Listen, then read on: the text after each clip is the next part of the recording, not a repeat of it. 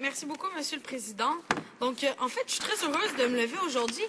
Et depuis plusieurs jours, je veux juste dire aux gens, peut-être, qui sont présents ou qui regardent CIPAC, comment c'est totalement absurde le discours des conservateurs. Malheureusement, j'apprécie beaucoup d'entre eux en dehors de cette chambre. Ils sont des individus très sympathiques.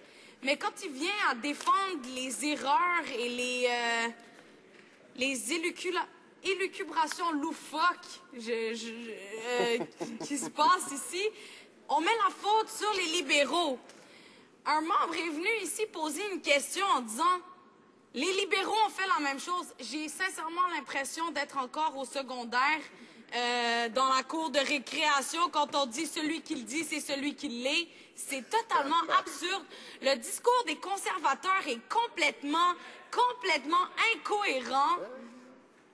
C'est vraiment absurde comment on peut ridiculiser une situation aussi importante et qui touche la vie au quotidien, les droits fondamentaux, les droits humains contenus dans la Charte canadienne des droits et libertés, comment les conservateurs ont pu le ridiculiser jour après jour, en riant à la face des Canadiens, en riant à la face des députés qui font leur travail ici. C'est vraiment intolérable.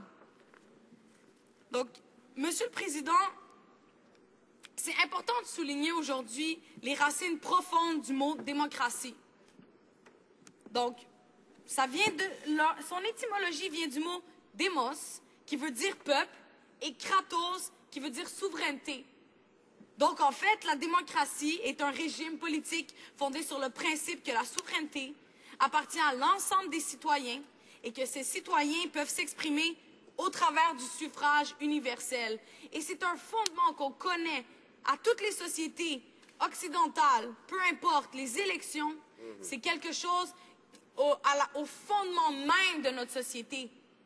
Quand on contrevient aux droits de vote, quand on contrevient aux droits fondamentaux, aux élections, au système politique dans un pays, qu'est-ce qui marche dans ce pays-là? En tant qu'étudiante en droit, j'ai toujours admiré les institutions démocratiques. Je me suis toujours battue pour les droits fondamentaux des gens. Mais aujourd'hui, quand j'entends le chien de garde du gouvernement qui met la faute, qui jappe à la période des questions en disant les libéraux devraient nous donner leurs preuves pour nous prouver que c'est pas eux qui ont fait des appels.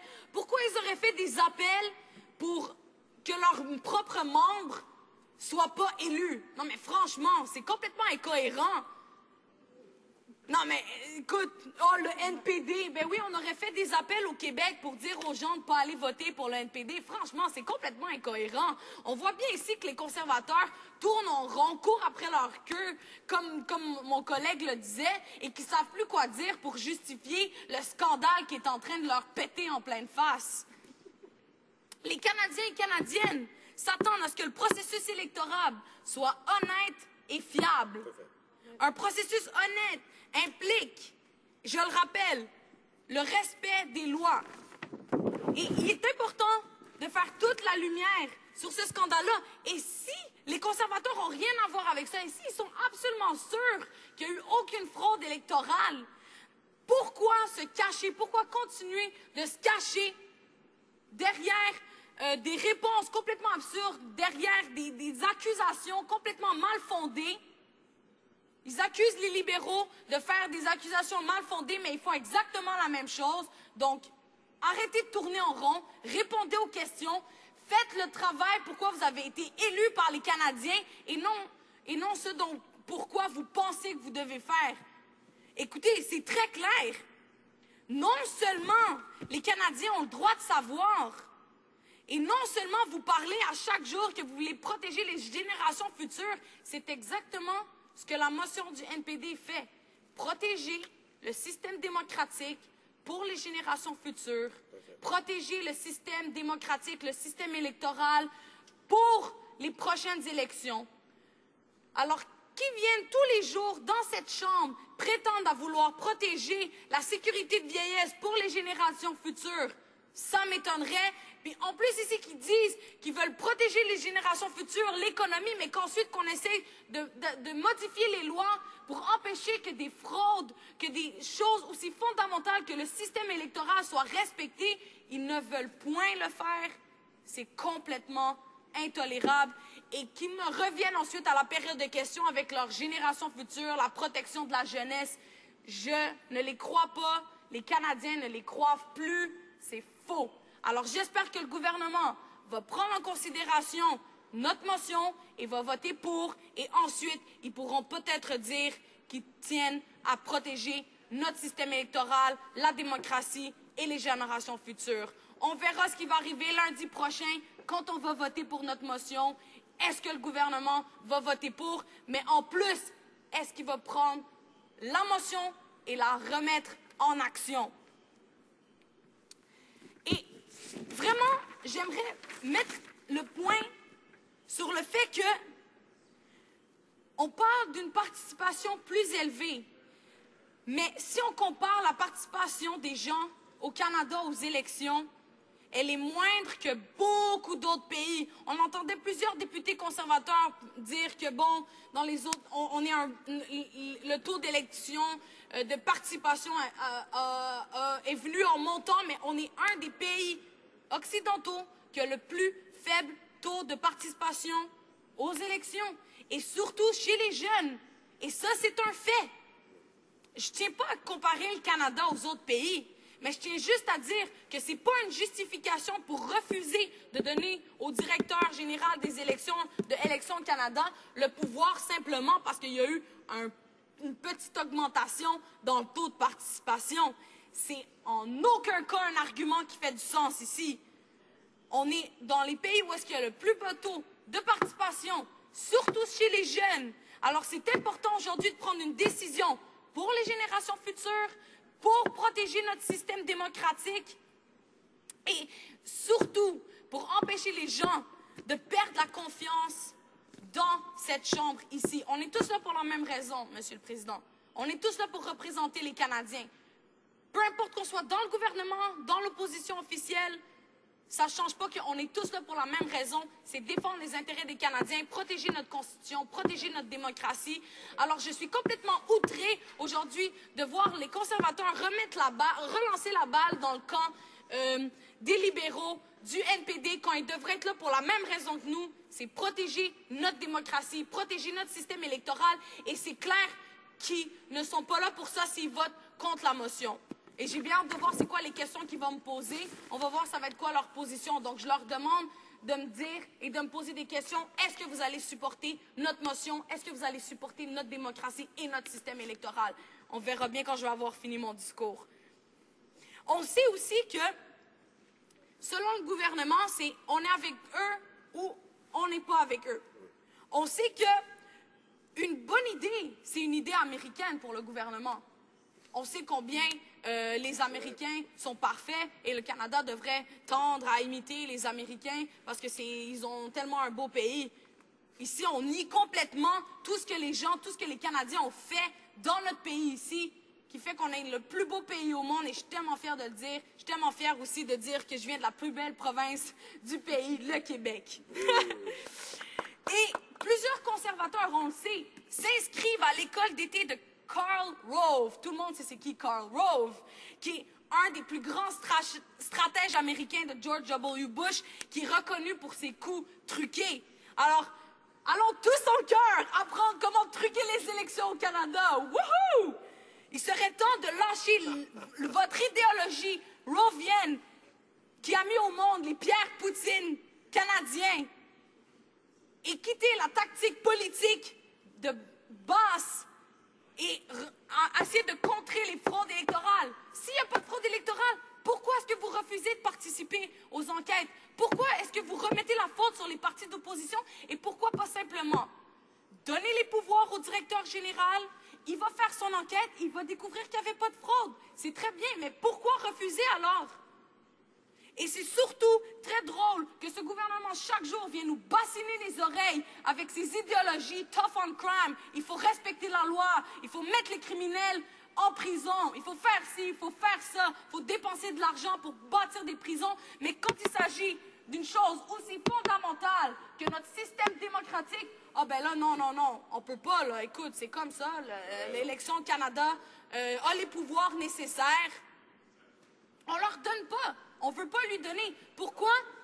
Je sais pas, on le saura probablement jamais, à moins que les conservateurs décident de donner le pouvoir au directeur général des élections et de lui permettre de faire son enquête. Et à ce moment-là, ils pourront vraiment dire que c'est un gouvernement transparent, ouvert, qui est tough on crime. Ici, j'aimerais parler de la vie du secrétaire parlementaire du premier ministre en une semaine. C'est super excitant.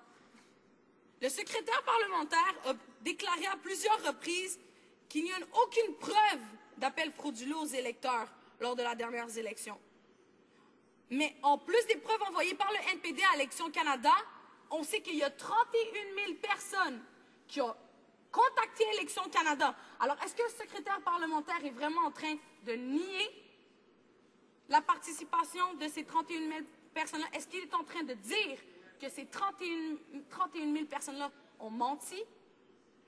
Est-ce qu'il est en train de dire que tout ce scandale-là a été mis debout par les partis d'opposition? Est-ce que c'est vraiment ce qu'il est en train de nous dire là?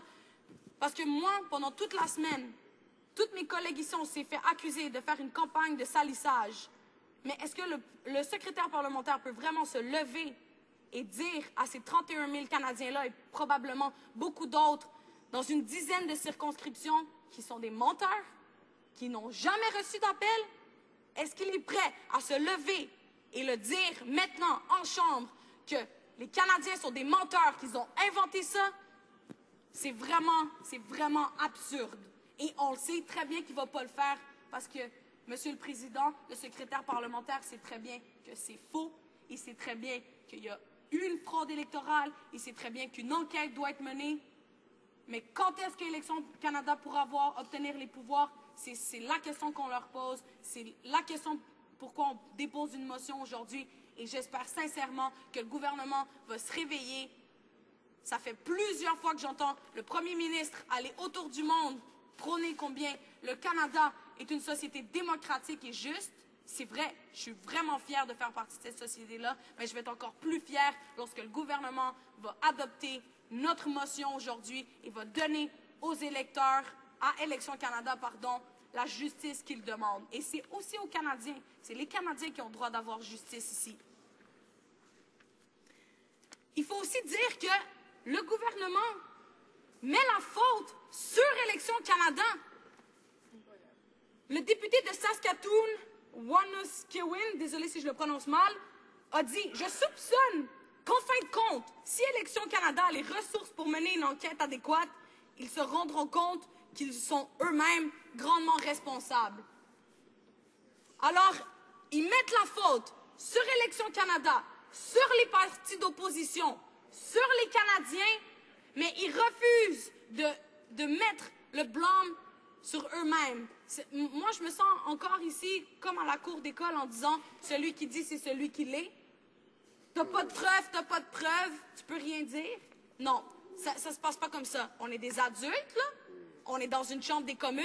On représente les Canadiens. Donc, est-ce qu'on peut agir comme tel et prendre nos responsabilités? Vous êtes le gouvernement. Vous êtes le gouvernement. Vous devez adopter des lois. Vous devez faire en sorte que justice soit rendue. Vous devez faire en sorte que les Canadiens aient confiance en notre Parlement, aient confiance en notre système de justice. Monsieur le Président, oui, je m'adresse bien à vous.